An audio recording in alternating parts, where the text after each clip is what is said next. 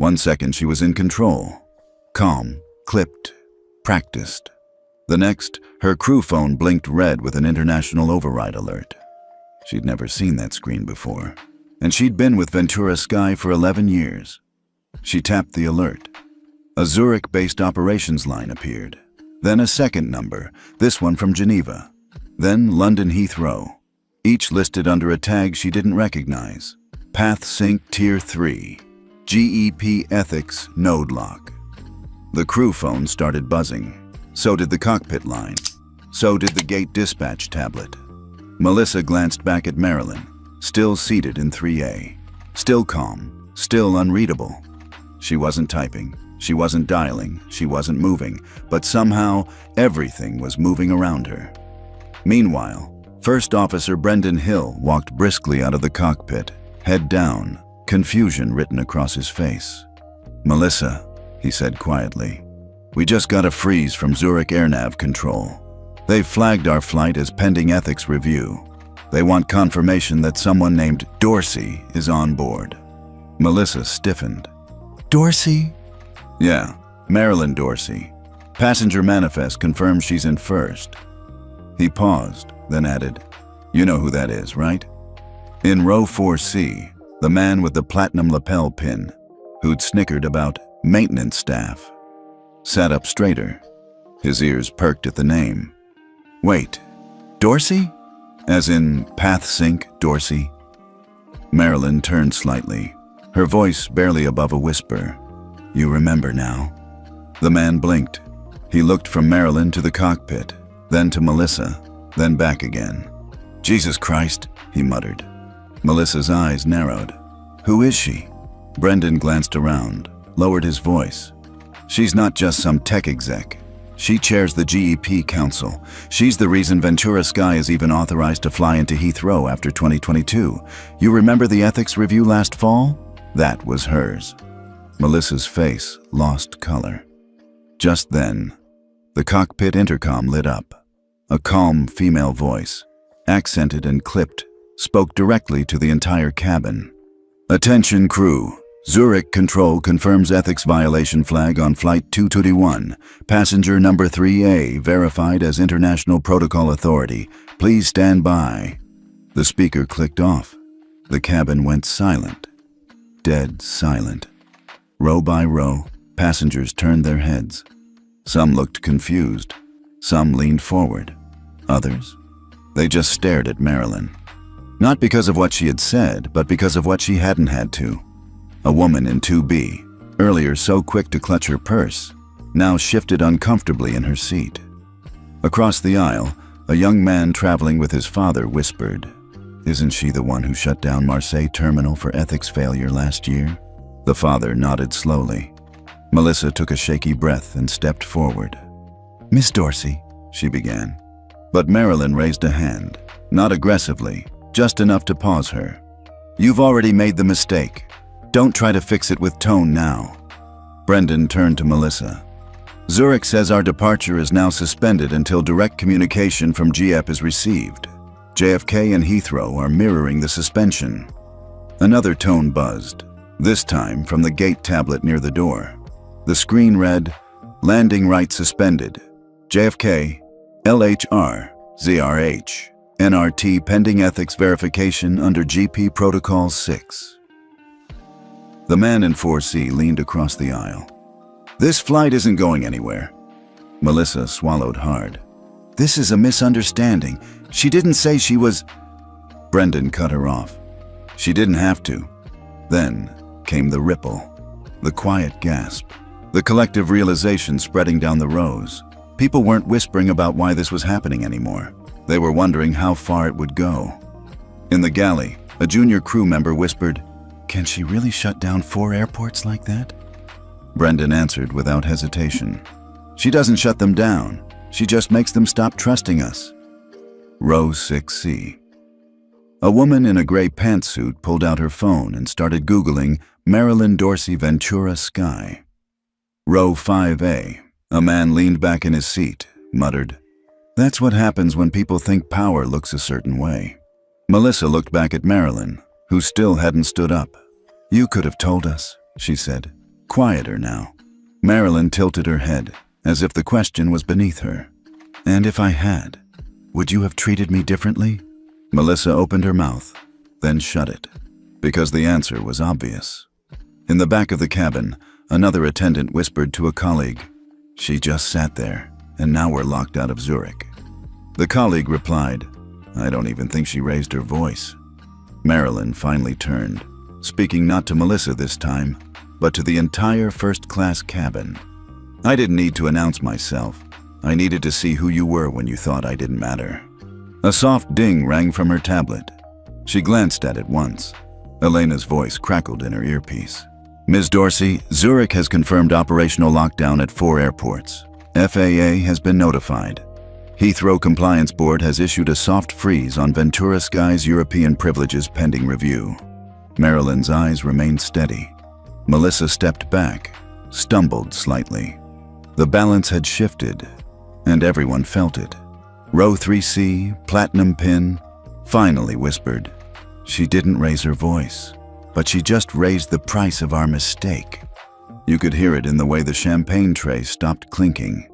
First class, once an exclusive cocoon of quiet entitlement, now hung in uneasy silence. Nobody reached for their monogrammed tote bags. Nobody sipped from their crystal. The air had changed, and everyone felt it. The woman they'd all ignored, dismissed, or quietly questioned. She hadn't moved. She hadn't shouted. She hadn't touched her phone except to press one button. And now, 4 major airports weren't taking Ventura Sky flights. "Jesus," someone whispered. Maybe 5B, maybe 3C. It didn't matter. The truth had landed.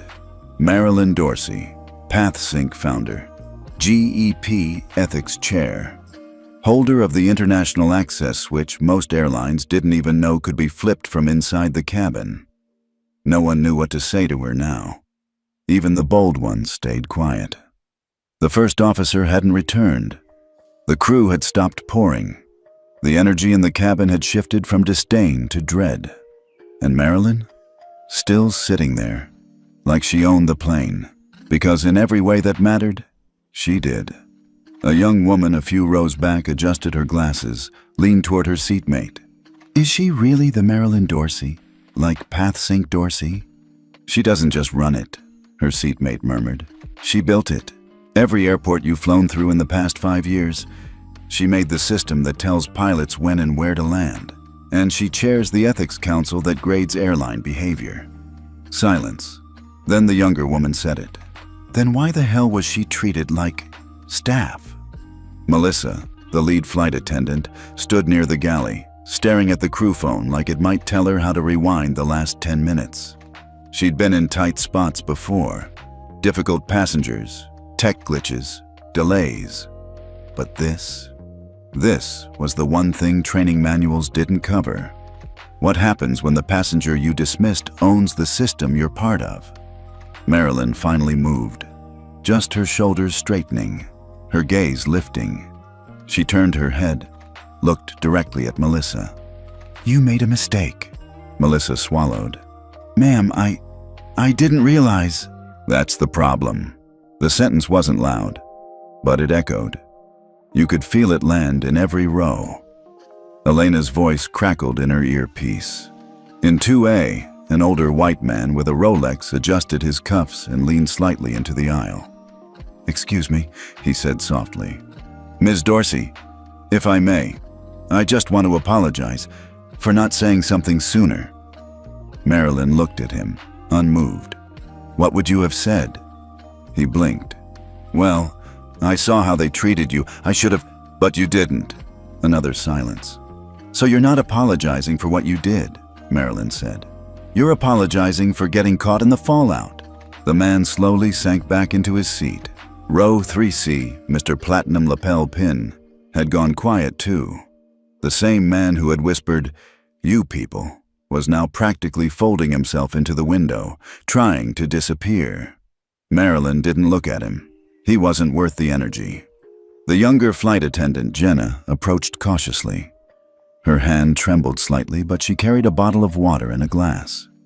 "Ms. Dorsey," she said, voice tight. Would you care for some still water? It's chilled. We apologize for earlier. Marilyn accepted it without speaking. Because dignity isn't about volume. It's about knowing who you are. She took a sip, then finally said, "Where was this energy 15 minutes ago?" Jenna bit her lip. "I don't have an excuse." "Then don't offer one." Passengers were murmuring again, not gossiping this time. They were reassessing. A woman in 5A pulled out her phone and started scrolling. "She wrote the gate fare protocol draft last year," she said to her partner. "That's the ethics charter all US-bound airlines had to sign to retain landing rights." The partners shook their head, and they told her to sit in business class. In the cockpit, the pilot was on his headset. "Zurich Command, confirm hold status." A pause. Then, "Ventura 221, your departure is currently suspended. Ethics Protocol Tier 3 lock is active. No override authorized. GEP directive enforced." The pilot turned to Brendan, the first officer. "Call corporate." Brendan didn't move. "What's the point?" he said. "She is corporate." Back in 3A, Marilyn checked her tablet. A soft ping. Elena's voice in her earpiece. "Heathrow and JFK have now published public-facing hold statements. Media will pick it up within the hour." Marilyn spoke calmly. "Good. Let the press cover the silence before the storm." Elena replied, "Gate fare protocol enforcement authorization now live. You may proceed with in-flight citation if you choose." Marilyn tapped the screen, flagged 3 names: Melissa, Mr. Lapel Pin, and the captain. Then she spoke out loud. "Ladies and gentlemen," she said clearly but without aggression, "this flight is currently being held due to an ethics compliance failure. The good news is, the failure is not yours, but you witnessed it. And what we witness in silence becomes our reflection." She looked around, eyes locked with hers now, no longer in defiance, but in recognition. "I built systems to catch misconduct," she continued. "I never imagined I'd trigger one. From the seat it was built to protect." She didn't cry. She didn't shake. She simply existed, unapologetically. For the first time in 35,000 feet of sky, Marilyn Dorsey didn't need altitude to stand tall. The system would do that for her. And for the first time in their lives, first-class passengers learned what it looked like when a woman didn't scream to be heard. She simply let the world go silent around her. The thing about silence is that it doesn't last, not when people are afraid. By the time the Zurich hold entered its 10th minute, panic was seeping in around the edges of first class. Not loud, not chaotic, but unmistakable. Subtle looks, shuffling hands, brows furrowed over passports. All of it hung beneath the surface like a pressure change before turbulence. Captain Rowan Hadley stepped out of the cockpit. He was calm, but his knuckles were pale where they gripped the wall near the galley. He locked eyes with Melissa. "Zurich wants confirmation of passenger 3A's credentials." Melissa's lips parted. "I told you already. She's listed under a third-party contract. We flagged it at boarding." Brendan, the first officer, shook his head as he walked up beside them. "You didn't just flag her. You escalated her.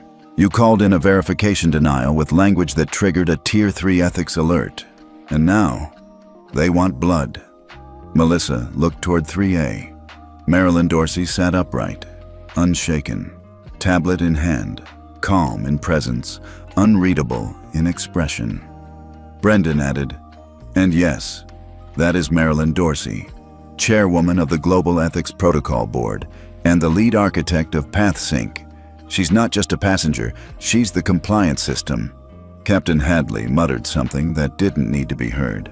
It wasn't profanity, but it might as well have been. Back in the cabin, murmurs had turned into soft panic. A businessman in 2D leaned toward a flight attendant. "Are we taking off or not?" "Is this a security threat?" a woman in 4B whispered. She didn't look dangerous, but "She owns the system," someone said behind them. "The system? You think this is about a seat?" Melissa moved forward, slowly, as if wading into a courtroom. She crouched beside Marilyn. Ms. Dorsey, we need to verify your identity with Zurich Control. They've asked for confirmation. Marilyn looked down at her tablet, then up. You had no trouble deciding I didn't belong when you assumed I was nobody. Melissa flinched. And now that you suspect I am somebody, you want permission to acknowledge it. A long pause. Then Marilyn said, I don't answer to your script. I answer to the system you tried to manipulate. The overhead chime sounded. Elena's voice filled Marilyn's earpiece. Zurich, JFK, Heathrow, and Narita have confirmed. Ventura Sky's clearance credentials suspended. Emergency compliance audit activated. All Tier 3 flagged personnel are subject to review. Marilyn replied. Copy. Have you logged Melissa's direct escalation and terminology? Logged, transcribed, and submitted. FAA has been pinged. Marilyn didn't look at Melissa. She didn't need to. Across the aisle, row 3C fidgeted again. Mr. Platinum lapel pin had sweat blooming along his hairline. He muttered, This is insane. She can't just… Marilyn cut in, calmly, without turning her head. I didn't just do anything. I designed the response you triggered. The man shut his mouth. Captain Hadley returned. Ma'am, he said carefully, would you be willing to verify directly? Zurich is requesting biometric confirmation from the source. Marilyn tapped her tablet twice, held up her wrist. The watch on it blinked green. A tone pinged through the cockpit, then through the crew phone, then through Zurich Control. Brendan checked the incoming data. Confirmed, he whispered. She's not only Marilyn Dorsey, she's the root-level authority on GEP Tier 3 certifications. There is no override. Melissa took a step back. Her voice was smaller now. I was just trying to follow protocol. No, Marilyn said. You were trying to enforce it on someone you believed couldn't push back. The tension in the cabin broke with a different sound. The ding of passenger devices reconnecting. But the screens were no longer showing standard flight maps. Instead, each screen read, Gate Fare Ethics Notice. This flight is under active compliance audit. Your observation matters. Passengers looked up. Some gasped, some leaned in. A woman in 5A raised her voice just enough to be heard. You mean she triggered this? The man next to her answered, Yes, and thank God someone finally did. Marilyn rose from her seat, graceful, measured. She turned to face the front of the cabin. Ventura Sky has been under GEP watch for 18 months, she said. Bias claims, ethics failures, staff training reports that never reached headquarters. Today, you saw why. Her voice wasn't angry. It was surgical. I didn't plan to be the one to trigger the freeze, but when I was told to leave my seat on a plane powered by my systems, I chose not to let that go unnoticed. She looked to Melissa. And when I was called contractor, unverified, misassigned, I chose to let the system speak instead of me. She turned to the passengers. You watched. Some of you laughed. Some stayed quiet.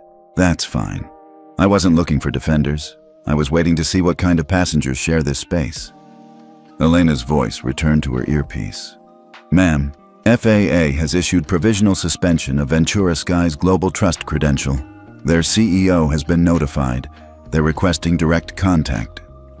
Marilyn smiled faintly. Tell them they're late.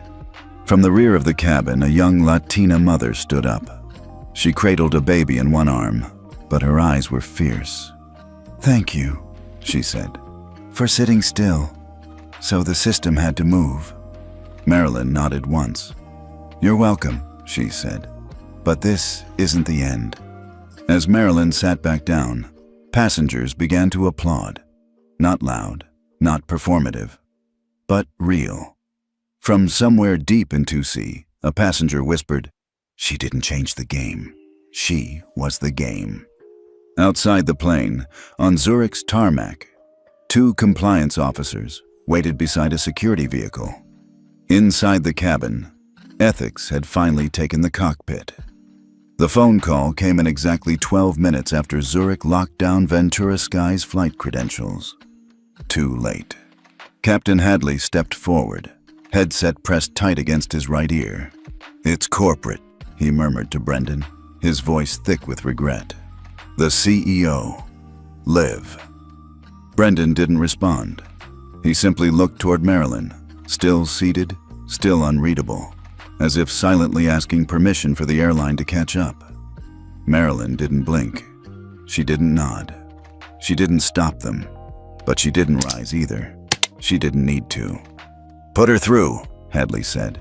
The overhead comm buzzed to life, not through the main speakers, but the encrypted crew line.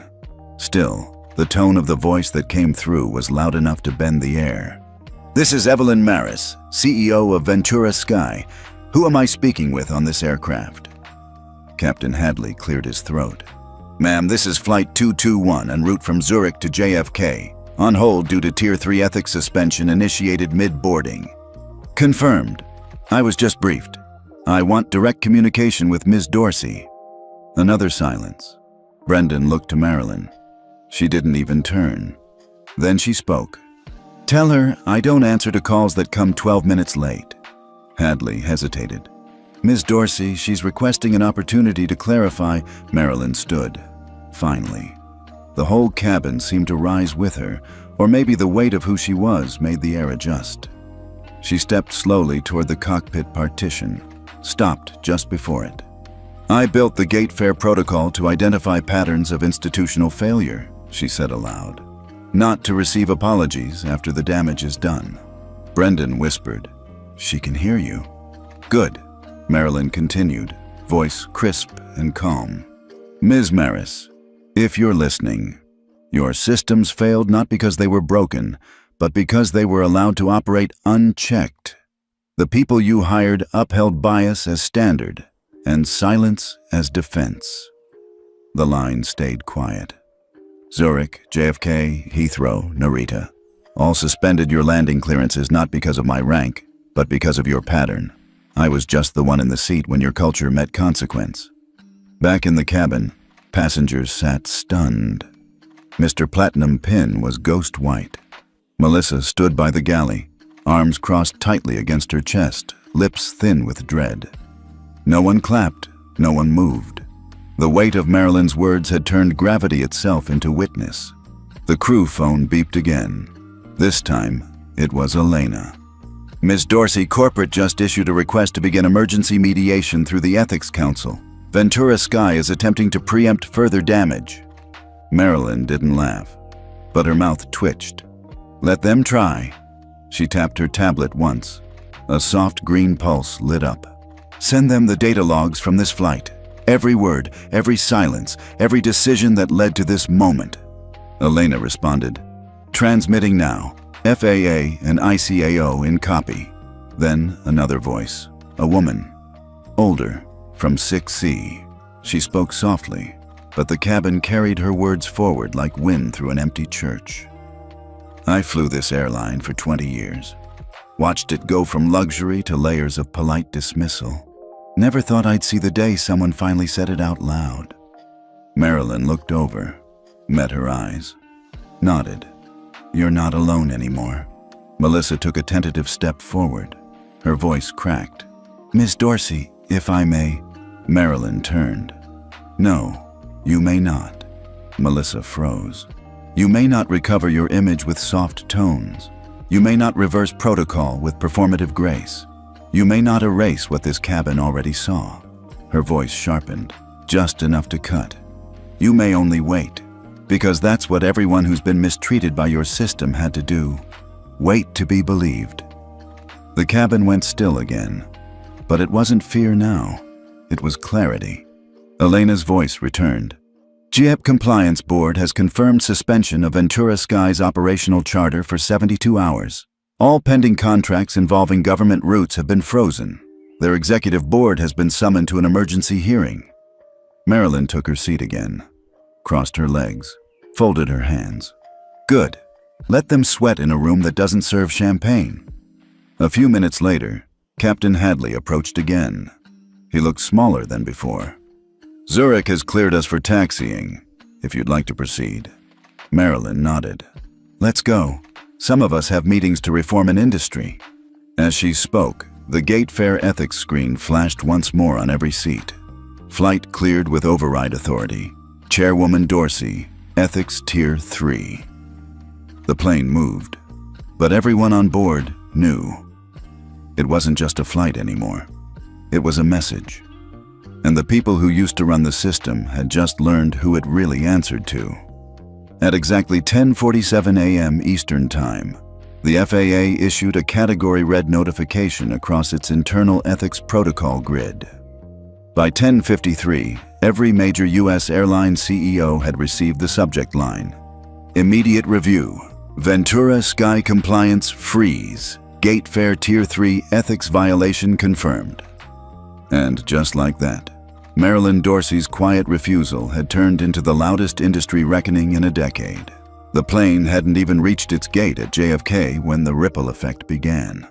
Marilyn remained seated. She was reading, not news articles or commentary, but official reports. Real-time updates of systemic breaches her compliance system had been tracking silently for over a year. She wasn't reacting. She was confirming. Across the terminal, reporters scrambled, but the real panic wasn't in the headlines. It was in the boardrooms. At FAA headquarters in Washington, D.C., Director Lawrence Edmonds stared at the ethics panel's emergency dashboard. "She actually triggered it," he whispered. "A full Tier 3 freeze." His deputy replied, "And the kicker? She didn't use a title. She used the system." Lawrence nodded. "This isn't just about Ventura Sky anymore. It's about every airline that gambled on silence." At ICAO in Montreal, the International Civil Aviation Organization activated its Cross-Regional Compliance Council. An emergency meeting was scheduled for 2 p.m. 3 names topped the priority list: Marilyn Dorsey, Gate Fare Protocol Path Sync Behavioral Records System. Inside JFK, Marilyn finally disembarked. No cameras, no entourage, just a single black carry-on and a digital badge still blinking green on her wrist.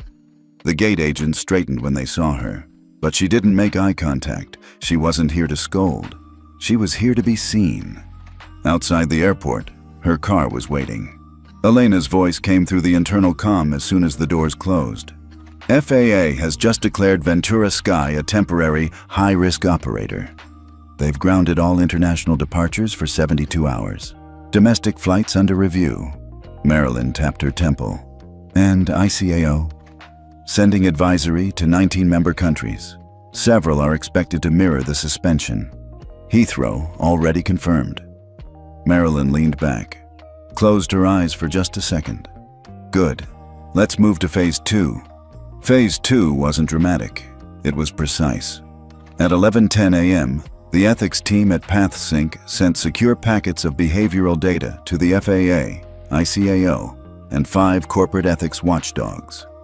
Each packet included time-stamped recordings of Ventura Sky internal crew briefings, Melissa's pre-flight notes referencing third-party class passengers' audio of Brendan's hesitation before confirmation, passenger behavior overlays. The story was no longer anecdotal. It was engineered. On social media, news began to trickle. First a whisper on aviation boards. Did Marilyn Dorsey really ground Ventura? Then a surge on ethics advocacy networks. Gate Fare protocol activated. System freeze confirmed. #FlyFair. And by 12:03 p.m., a trending headline. Black CEO denied service on her own plane. Now the entire industry faces a reckoning. Some reactions were predictable. Ventura Sky released a statement. "We regret the misunderstanding and are cooperating fully with federal review." It lasted 6 hours before being replaced with, "Our CEO has stepped down. We're restructuring our ethics framework under GEP guidance." But not everyone scrambled. Some watched and took notes. Delta requested a private meeting with GAP. United opened talks to license PathSync across all premium international routes. And one small but growing airline, Aurora Skies, offered Marilyn a seat on their ethics advisory board. By midnight, their stock had risen 8.4%. Back in Marilyn's private residence in Westchester, her team debriefed. Elena projected a dashboard. 4 airlines under review, 12 airports requesting GEP consultation, 3 international ethics boards requesting PathSync integration. Marilyn stared at the numbers, then at her team. "This isn't about vengeance," she said. "This is about visibility." Elena nodded. "We've initiated documentation for the Gate Fare Expansion Act. FAA will require mandatory ethics training and Gate Fare certification for all flight crew by next fiscal quarter." Marilyn walked to the window. New York skyline in the distance. "It took a humiliation," she murmured. "But now they see it." Her phone buzzed. Unknown number. She picked up. "This is Marilyn." A man's voice. Calm. Measured. "Chairwoman Dorsey, this is Director Edmonds from the FAA. I wanted to say, we support what you're doing. Officially. We'll issue a national directive by Monday." Marilyn closed her eyes for just a moment. "Then it begins," she replied.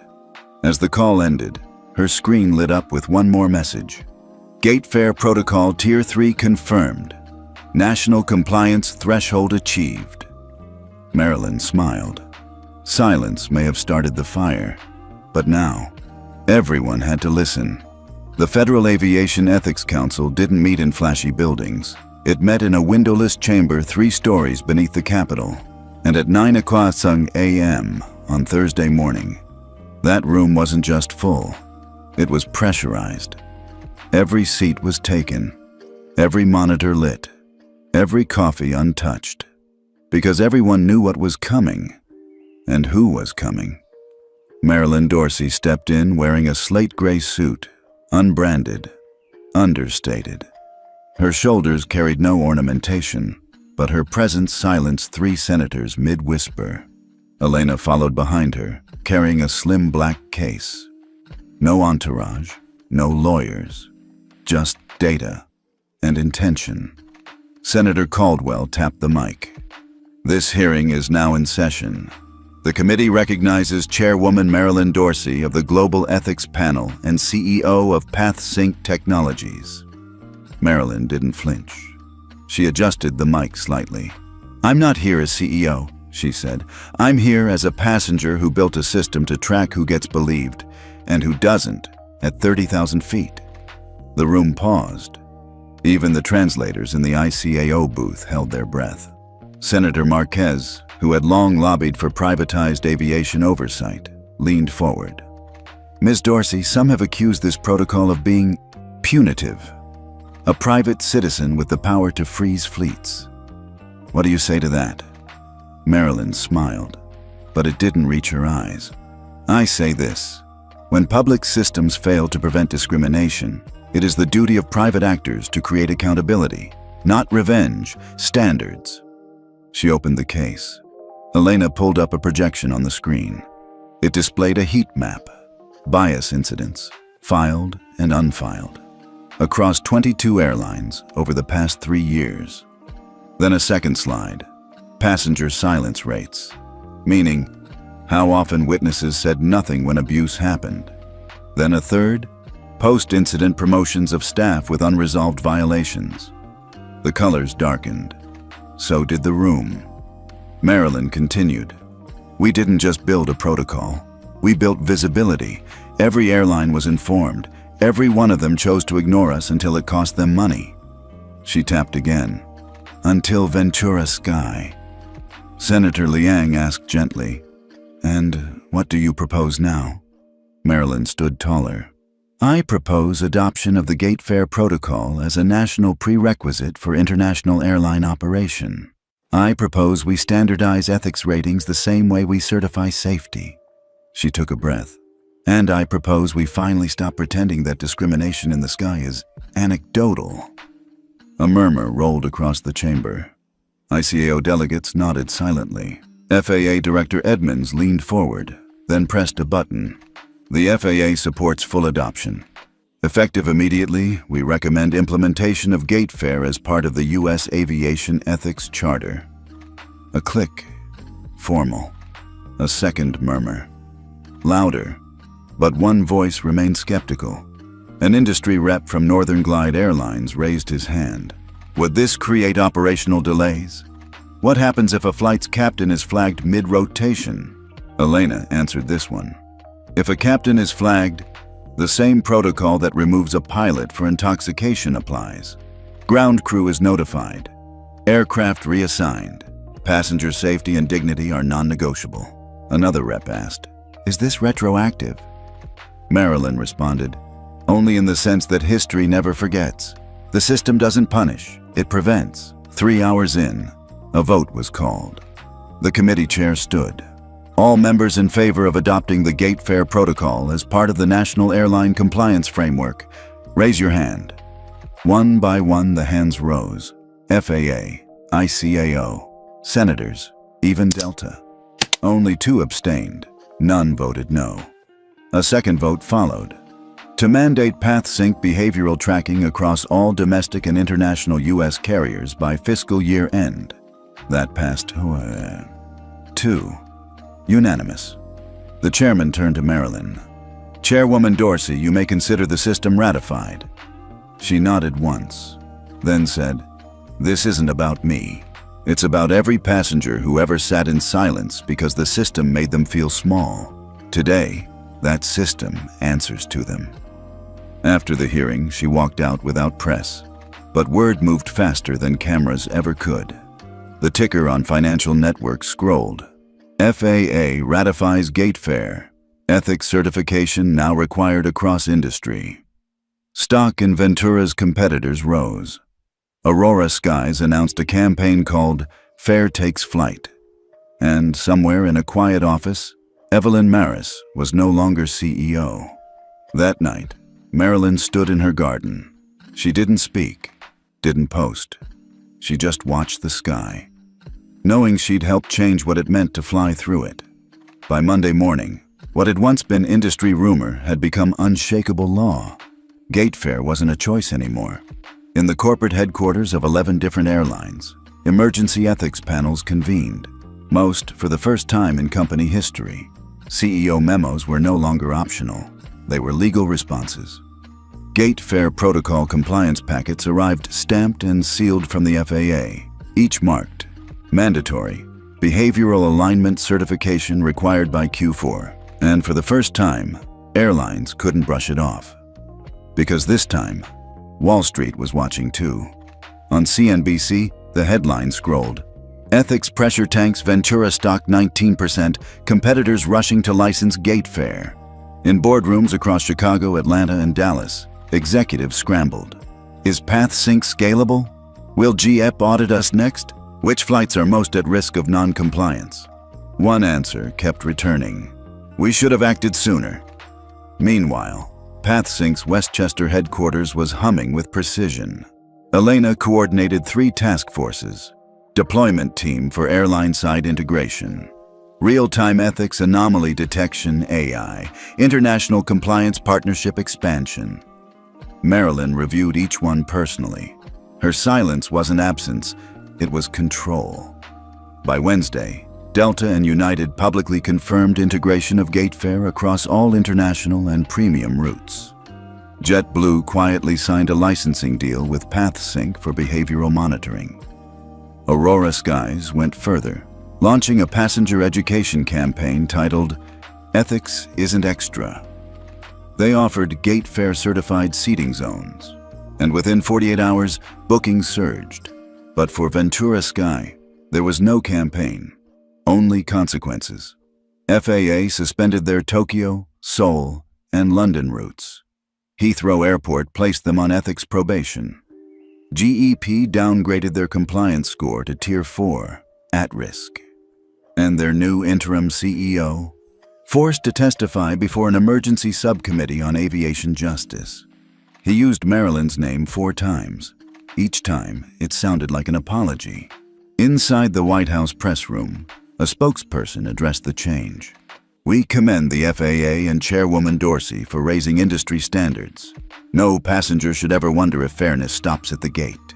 The room clapped, even the skeptical reporters. On the ground, passengers were noticing. Flights now began with 2 messages. "Welcome aboard. This flight is gate fare certified. Your dignity is non-negotiable. All interactions are monitored under PathSync's ethics assurance system. Flight attendants now wore digital tags. Green meant cleared. Yellow meant under review. Gate agents received real-time prompts if bias complaints had been filed in the last 90 days. The air felt different, not perfect, but accountable. In Los Angeles, a black woman in business class was offered help with her bag without being second-guessed. In Houston, a teen boy on his first solo trip got an apology when his seat assignment was mishandled. In Miami, a Sikh passenger was addressed correctly by name and not subjected to random screening. Small shifts, but visible ones. At PathSync's next internal review, Elena ran the metrics. Complaints down 32%, positive feedback up 57%, incident resolutions within 48 hours, 89%. Marilyn didn't celebrate. She asked one question: is it replicable? Elena nodded. With the right partners, yes. A week later, ICAO announced it would integrate Gatefare into its global ethics framework for civil aviation. 19 countries committed to piloting the protocol across their top national carriers. Marilyn was invited to co-chair the committee. She declined. "I'm not here for the title, I'm here for the signal." A month after the JFK flight, Ventura Sky's stock plummeted another 11%. They attempted a PR campaign. It flopped. Because passengers weren't interested in apologies anymore. They wanted assurance, and Marilyn had already built it. The Gatefare protocol went live globally on October 1st. Passengers now receive transparency reports after each flight. They could rate interactions not just for politeness, but fairness. And their feedback directly influenced the crew's ethics rating. One line topped the new app interface: "You have the right to be treated with dignity, and now we measure it." Back in Westchester, Marilyn sat alone in her study. She pulled up a flight dashboard. JFK to San Francisco. Crew, Gatefare certified. Bias alerts, 0. Passenger complaints, 0. She smiled faintly. She wasn't trying to change the skies. She already had. When the Gatefare protocol launched globally on October 1st, the skies felt different. Not just for Americans, not just for frequent flyers, but for anyone who had ever felt small in a seat they paid for. In Geneva, at a high-stakes ICAO press conference, the Secretary General said just one sentence that defined the moment. "This is not a technology milestone. It is an ethical one." 17 member nations had already signed for full integration. 32 more requested fast-tracked implementation, and for the first time, a new seat was introduced to the Global Civil Aviation Assembly, chairwoman of the Gatefare Oversight Board. But that seat remained empty, because Marilyn Dorsey hadn't accepted it. Yet. Across the globe, airlines moved faster than regulators. In Nairobi, Kenya Airways rolled out a new passenger pledge campaign. "We see you, we hear you, we fly with you." In Berlin, Lufthansa published its first ever transparency report listing passenger treatment metrics by race, gender, and disability. In Sao Paulo, Azul Airlines committed to training 12,000 crew members using PathSync certified ethics modules before year-end. Media headlines coined a name for the sudden wave of reform: the Dorsey Doctrine. Marilyn never acknowledged it. She didn't have to. The system was working. Meanwhile, she stayed far from cameras. No interviews, no press briefings. Just a quiet week in Morocco, watching planes take off from a corner of the Marrakesh Menara Airport lounge. From her seat, she noticed a young flight attendant pause before approaching an older woman struggling with her carry-on.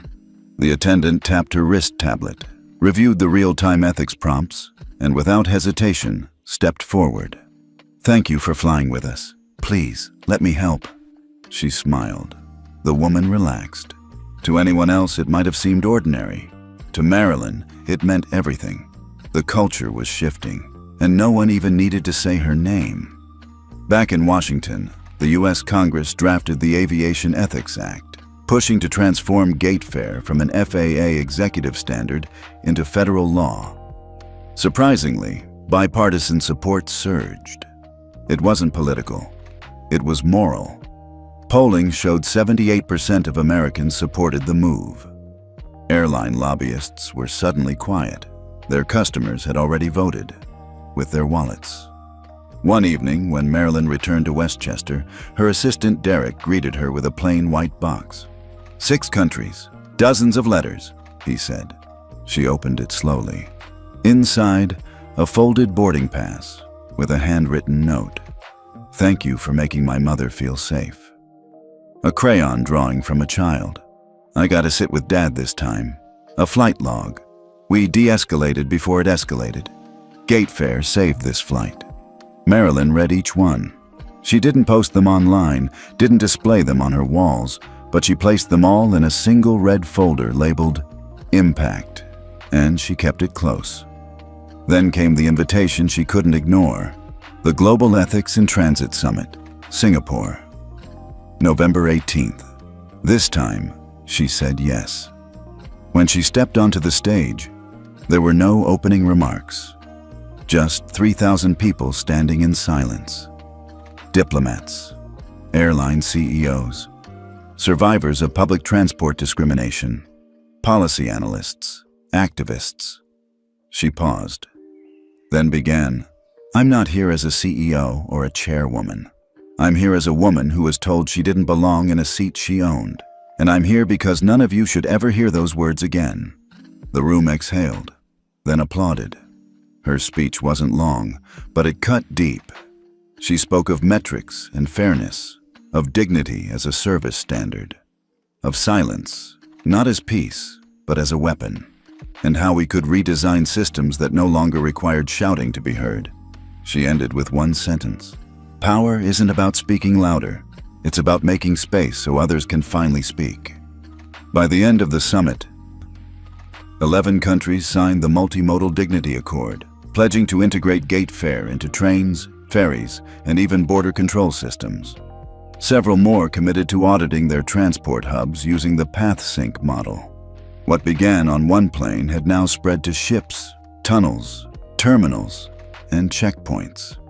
Meanwhile, Ventura Sky quietly sold 22% of its stake to Aurora Skies, a growing ethical aviation brand.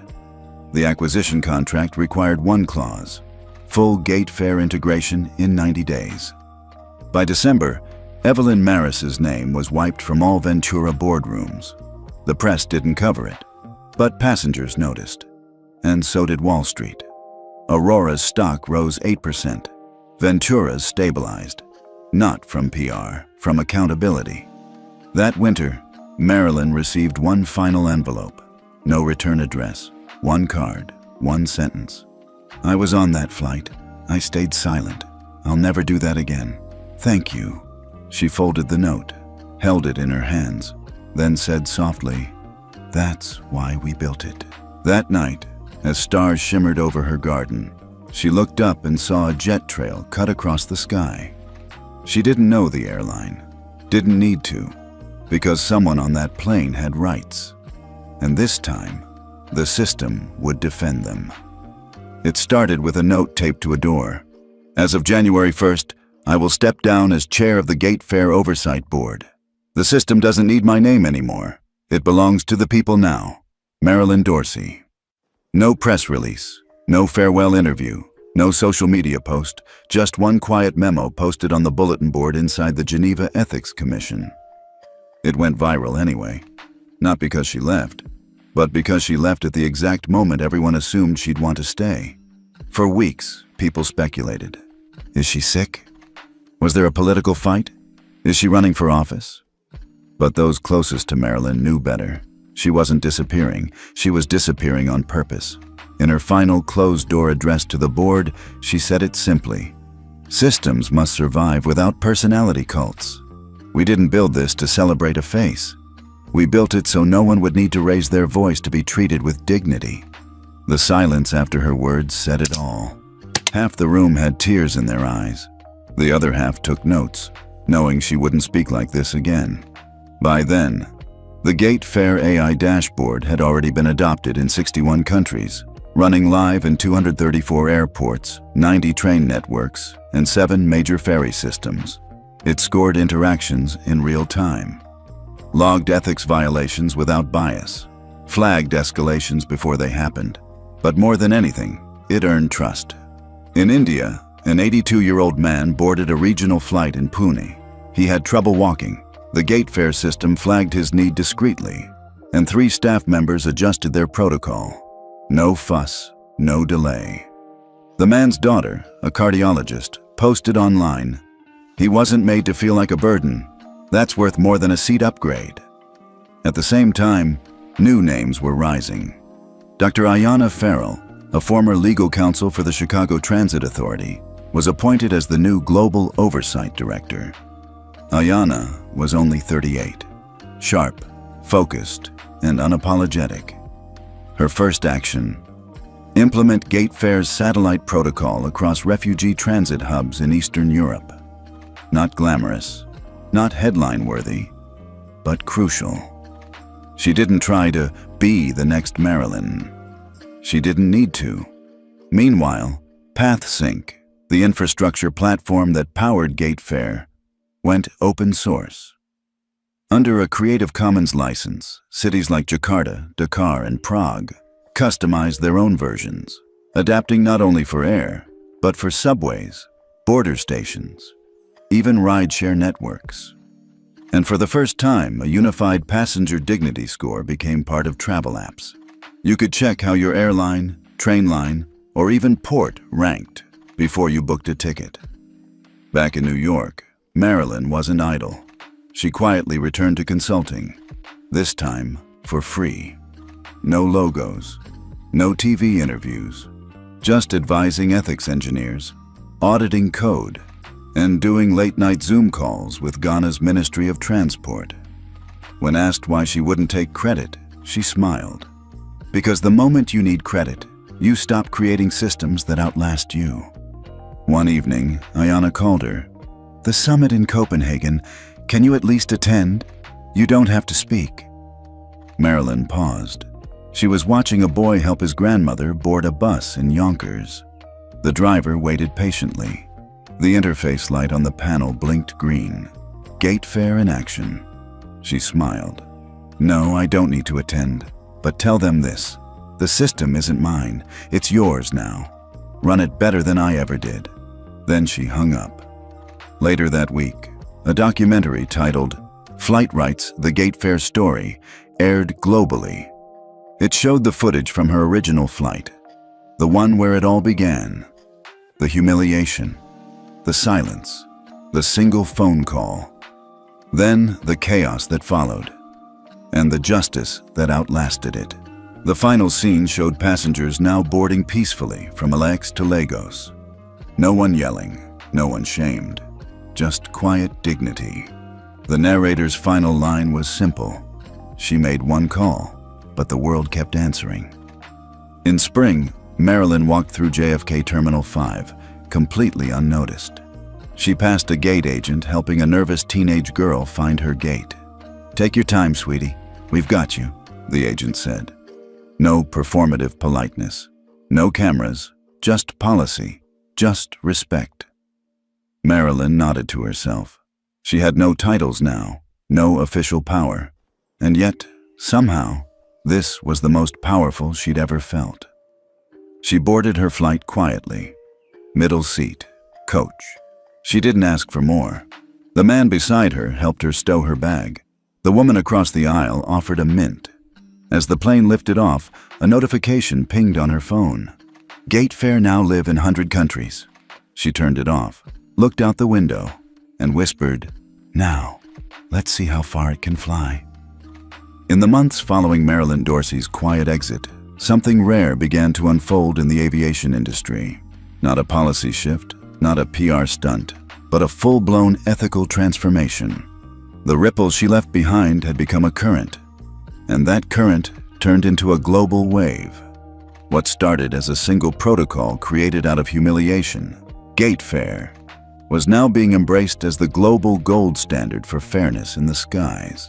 At the FAA headquarters in Washington, D.C., The General Aviation Governance Summit looked more like a world conference. Delegates from 82 countries gathered. Media vans lined the sidewalks. Protesters and supporters both showed up, but all eyes were on one banner hanging above the entryway. Passenger dignity is not optional. The keynote speaker wasn't a senator or executive. It wasn't Marilyn, and it wasn't Ayanna. It was a 15-year-old girl named Kayla Bright.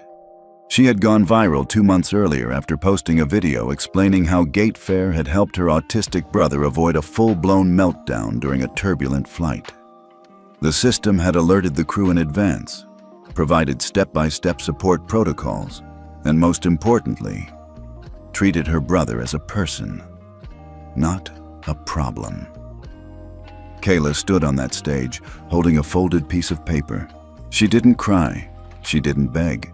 She simply said, "Gate fare didn't save the flight. It saved my brother's dignity." That sentence cut through the bureaucracy like a blade.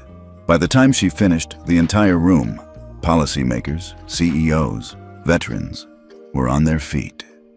Behind the curtain, FAA Administrator Marcia Ellison and ICAO's Global Ethics Task Force had already spent 6 months working side by side to draft a document no one saw coming: the Passenger Fairness Mandate. The mandate stated clearly, any airline flying into or over U.S. or UN-affiliated airspace must implement a gate fare-compatible ethics system. Period. No certification, no access. The mandate included live behavioral monitoring dashboards, public ethics scorecards per crew, and airport transparent reporting of all passenger disputes and resolutions. Ethics training certified by GateFare for every flight crew. By July, the U.S. Senate passed the bill. By August, 126 UN-affiliated nations co-signed. By September, every major airline began the scramble to comply. A few held out. Small regional carriers said they couldn't afford the tech. Until Veritas Capital, the global fund managing over $1.1 trillion in transportation assets, made its own announcement. They would no longer fund, insure, or partner with any airline that refused gate fare compliance. Within days, 3 airlines were delisted from major stock exchanges. Leases were canceled, airport gates revoked, flight paths reassigned. Within a week, even the most resistant CEOs caved. The system had changed. And Marilyn? She had disappeared from the press. No interviews, no public statements. But her name showed up somewhere else. Across social media, airline staff began using the hashtag #NoVoiceRaised every time gate fare was adopted at a new location. Soon, it was trending in 11 countries. Then 28. Flight unions, once skeptical, began requesting gate fare training. Ground crews who'd spent decades afraid to speak up now had a reporting tool that protected them.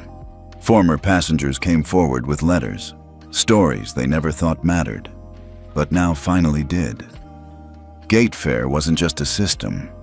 It had become a mirror. In Europe, Heathrow and Charles de Gaulle both adopted gate fare within 48 hours of each other. In Asia, Narita and Changi airports issued a joint statement. Gate fare will be our standard for international dignity. In Africa, Cape Town International saw a 40% improvement in elderly passenger satisfaction within just 6 weeks. In Australia, Melbourne's regional buses piloted gate fare with disabled riders. Complaints dropped by 64%. In Brazil, an airline that tried to create its own version of gate fare was publicly blacklisted by the ICAO for ethics manipulation. Their flights were grounded. Their stock dropped 19%. Gate fare wasn't just an initiative anymore. It was global infrastructure. 1 year after Marilyn resigned, she was invited to the International Transport Equity Forum in Stockholm. She politely declined, but she sent a handwritten letter which was read aloud at the closing ceremony. "I never wanted a legacy. I wanted a system that worked without raising voices. If we have that now, then let my name disappear and let the standard endure." No one clapped. They stood, and for 60 seconds, they said nothing. Because some victories aren't loud, they're permanent. By the end of the fiscal year, Gatefare was live in 126 countries. The FAA integrated it into all federal airline contracts. ICAO made it a condition for international airspace access. 3 high-speed rail systems adopted it voluntarily. Maritime transport regulators requested integration standards. Law schools began teaching its policy framework. Autonomous vehicle developers requested ethical modeling based on Gatefare's scoring logic. Insurance agencies rewrote risk assessment models. Even Uber and Lyft requested adaptation kits for high-value executive routes. The quiet system born on one plane had begun shaping how every vehicle, on land, sea, and air, would treat the people inside. Tiana Reynolds, a former Gatefare intern, now ran the Ethics Ops division at JFK Airport. When NPR asked her why the system mattered, she answered, "It gave us language. It gave us boundaries. But more than anything, it gave us accountability with dignity." In Los Angeles, someone painted a mural on the side of Terminal 6. It wasn't of Marilyn, just an empty first-class seat. And underneath, "Everyone deserves this space." Marilyn now spent her days gardening, tending orchids, reading mystery novels. One day, her neighbor, a young mom who worked nights as a flight attendant, asked if she missed being famous. Marilyn smiled, then glanced at the sky as a jet passed silently overhead. "I don't need to be known," she said. "I just need to know that the system stayed honest." She didn't ask where the flight was going. She didn't care who was on board. Because she already knew what mattered most, that on that plane, no voice had to rise to be heard. No one had to plead to be respected. And wherever it landed, dignity arrived first. It began with a seat, not one carved from mahogany, not one wrapped in platinum leather, just a regular first-class seat on a regular plane, the one that Marilyn Dorsey had once been denied. Now, it was encased in glass. Not in a museum, not in a boardroom, but in the International Passenger Ethics Hall, a new section inside the Smithsonian's National Air and Space Museum. Next to it, a simple plaque read, "The day the quiet changed everything." It didn't mention Marilyn by name. It didn't need to, because by now, the world knew the story. In the years since the Gatefare protocol had gone global, the airline industry had seen a transformation unlike anything in its history. But the true legacy didn't lie in regulations or market reports. It lived in people. Like Amira Liu, a junior flight attendant in Singapore who had once been written up for smiling too little. Under Gatefare, her professional behavior was recognized, not penalized. She eventually became one of the first cabin ethics advisors in Asia. Or Alejandro Martinez, a 78-year-old grandfather who'd spent years being overlooked in boarding queues due to his age. On a trip to visit his great-grandchild in Mexico City, Gatefare prompted a proactive mobility assistant to meet him at the gate. For the first time in decades, he told his daughter he felt seen again. And then there was Dion West, a second-year law student from Howard University, whose mother had been harassed by airline staff years earlier and never reported it. Dion now stood on the steps of the Supreme Court, having helped draft the Global Passenger Fairness Accord, the first international agreement to codify transit dignity as a human right. She didn't wear a robe, just a suit. Navy blue, like Marilyn's that day. Her closing argument was simple. You don't get to silence the person in seat 3A ever again. The courtroom fell silent. The justices approved the bill, 9-0. Elsewhere, at JFK International, a bronze sculpture was unveiled near the Delta terminal. It wasn't a person. It was a pair of open hands, palms up, holding nothing. Inscribed beneath it, "This is how respect begins."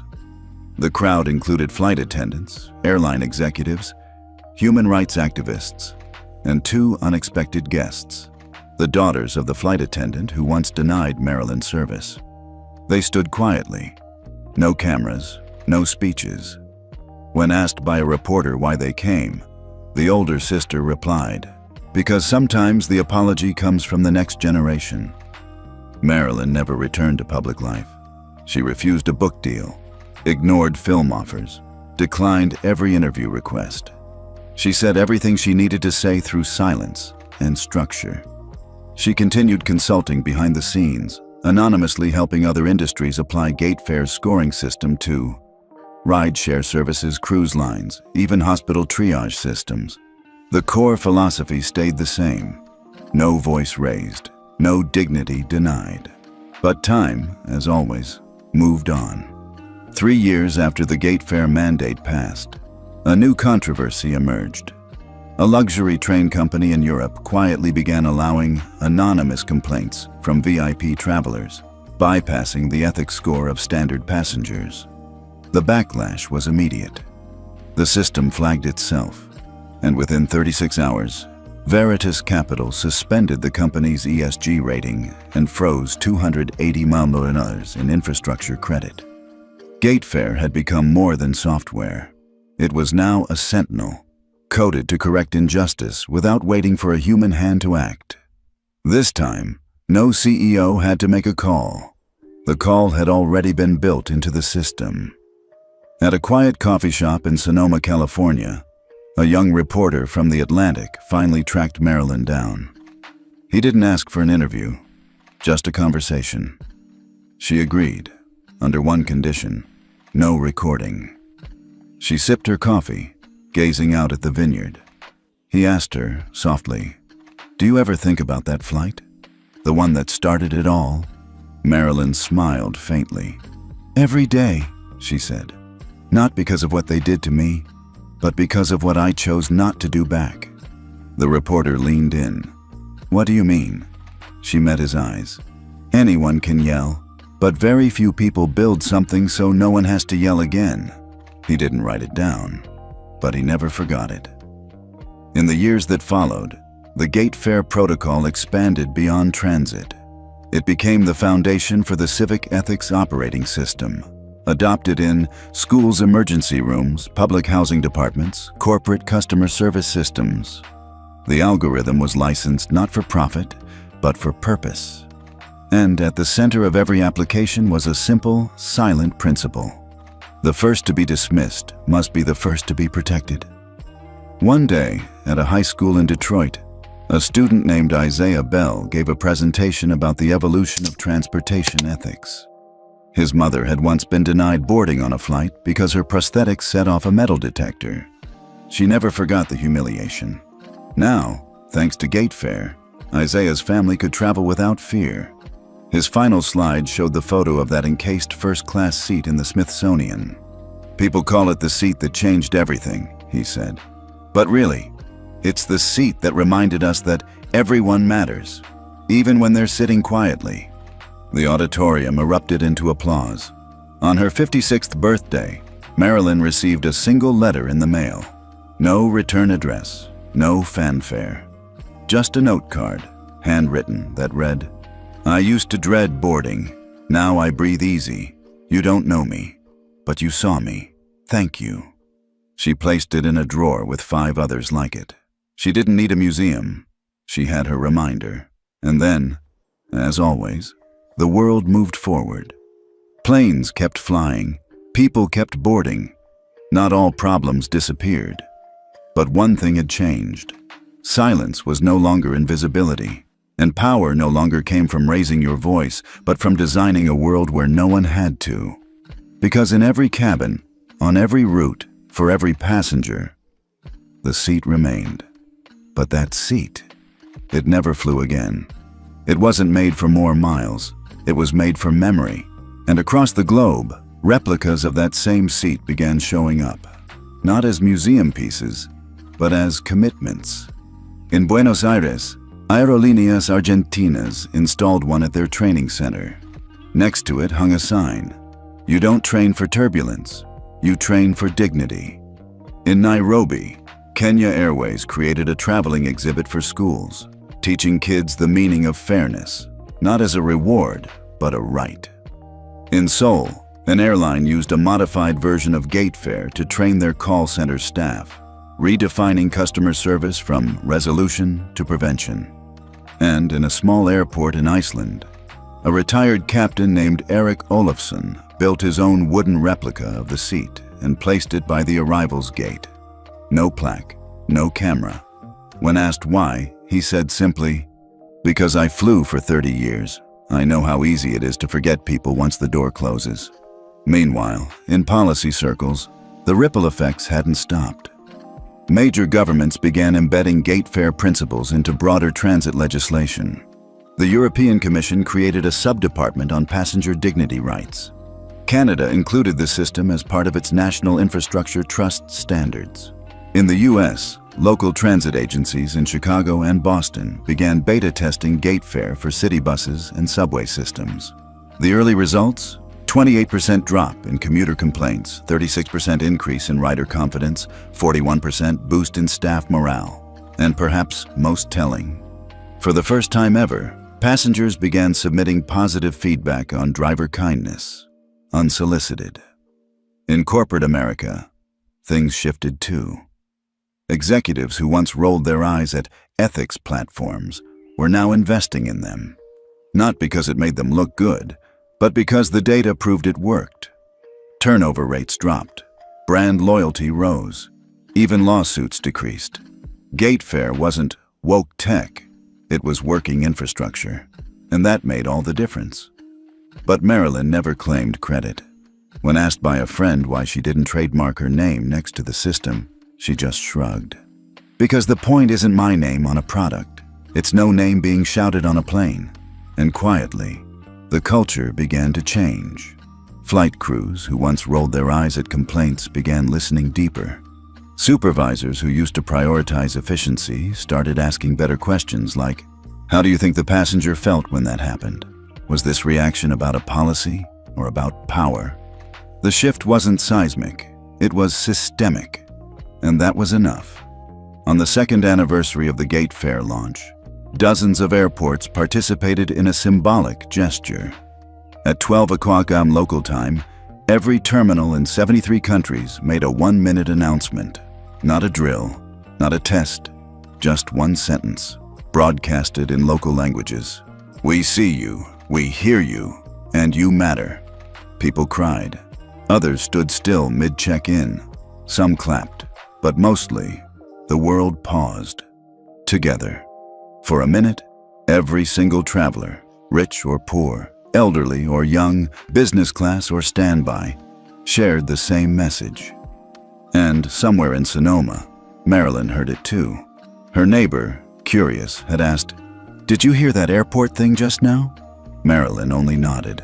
She didn't say anything, but later that night she opened her notebook and wrote 4 words on a blank page. It finally landed right. Have you ever been ignored in a place you paid to be treated with dignity? Maybe at an airport, a restaurant, or even on a plane? Tell us where you're watching from, and whether you've ever felt invisible in a place that should have made you feel seen. When the pilot got the emergency call from Zurich Control, he didn't realize it came from the woman quietly seated in 3A. She hadn't raised her voice. She hadn't filmed a single second. She hadn't even stood up. She had simply pressed one button. And 5 minutes later, 4 international airports suspended Ventura Sky. But it didn't start with a phone call.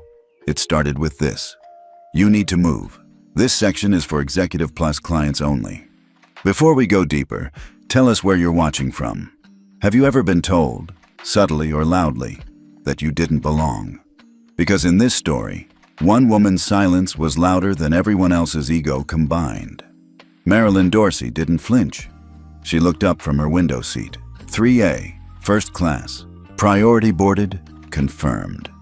She gave Melissa Grant, the lead flight attendant, a long, calm blink. Melissa's smile didn't reach her eyes. Her posture screamed authority, but her tone carried something colder, dismissal dressed as policy.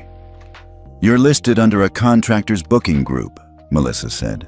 "Your seat may have been auto-assigned wrong. We need you to return to the standard business class cabin." That word again. Contractor. Marilyn didn't react. She had worn what she always wore on travel days. Black flats, tailored charcoal slacks, a navy knit blouse with 0 logos or labels. Nothing flashy, nothing loud, and apparently, nothing that said power.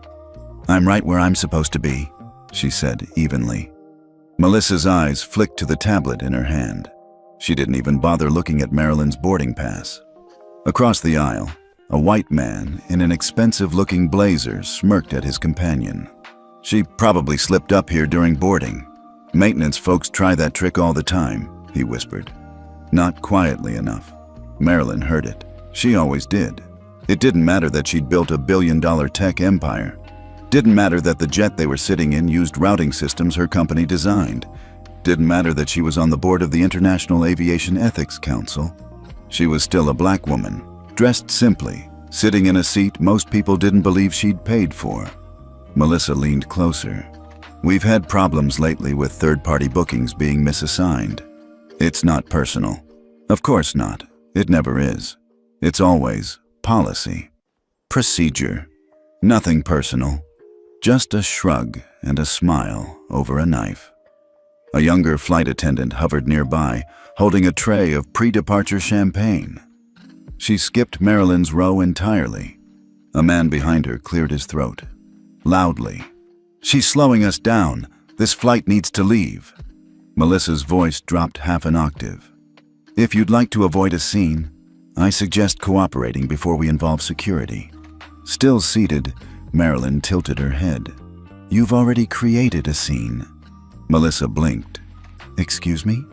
You're just hoping I'll be the one to escalate it. She could feel it happening. The energy in the cabin had shifted. Every glance was either hostile or avoiding. Every silence was loaded. The man in 3C, slicked hair, platinum lapel pin, folded his arms and laughed quietly to himself. You people really do like to push it, don't you? He said. That was the moment. You people. There it was. No more dressing it up. No more policy or procedure. Now it was just plain, simple bias. Marilyn let her fingers brush the edge of her tablet case.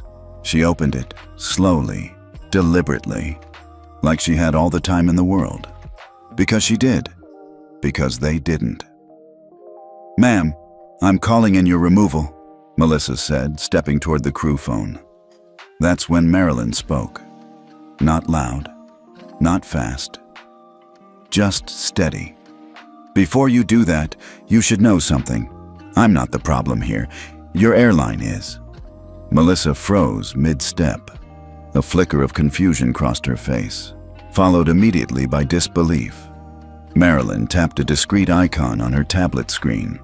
A quiet tone chirped in her earpiece. A voice followed. Ms. Dorsey, this is Elena. Path sync node confirmed. Tier 3 escalation protocol is ready. Marilyn's voice remained calm, still grounded.